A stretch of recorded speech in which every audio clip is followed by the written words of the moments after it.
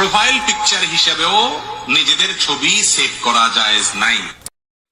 অথচ সবাই নিজেদের ছবি ফেসবুকে প্রোফাইল পিকচার হিসেবে ইউজ করে এই নাজায়েজ কাজটি করছেন। ফেসবুকে ছেলে বা মেয়েদের অনেক ছবি আপলোড দেওয়া হয়, এই ক্ষেত্রে ইসলাম কি বলে? ছেলেদের ছবি তো আইডেন্টিটির জন্য দেওয়া যেতে পারে, যেহেতু প্রিন্ট হওয়ার আগ পর্যন্ত অনেক ওলামাদের মতে ছবি তোলা জায়েজ আছে, প্রয়োজনের ভিত্তিতে একটা প্রয়োজন, আইডেন্টিটির প্রয়োজন, পরিচিতির প্রয়োজন। কিন্তু মা বোনরা প্রোফাইল পিকচার হিসাবেও নিজেদের ছবি সেট করা জায়েজ নাই, কারণ ফেসবুক এখনও বাধ্যতামূলক করে নাই আপনাকে যে আপনার প্রোফাইল পিকচার দিতে হবে বা ফেসবুকে যেতে হবে, এমন কোনো ফরজ ওয়াজিব না।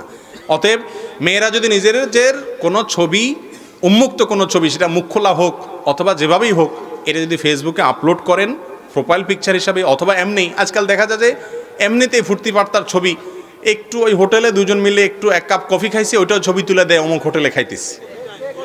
মানুষ এমন বেহায়া হয়েছে আজকাল যে আপনি যেভাবে কফির ছবি তুলে দিতেছেন, মনে হয় যে কফি আপনার 14 গোষ্ঠী চোখে দেখে নেই। কারণ যে সকাল বিকাল খায় সে তো এটা ছবি দেওয়ার কথা না ফেসবুকে।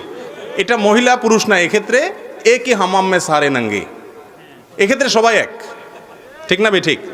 তো এই জন্য এই কাজগুলো করা যাবে না। বিশেষ করে মা বোনরা অনেক দায়িত্বশীল হতে হবে। আর ছেলেরাও অযথা সেলফি, আপনার ওই হোটেলে খায়া ছবি, আরে পরোটা একটা প্লেটের আছে ওইটাই ছবি তুলে দিয়ে দিতেছে, খাইতেছে, 14 গোষ্ঠী মনে হয় যে পরোটা চোখে দেখে নেই। এগুলো উচিত না, ভুল কাজ। জি।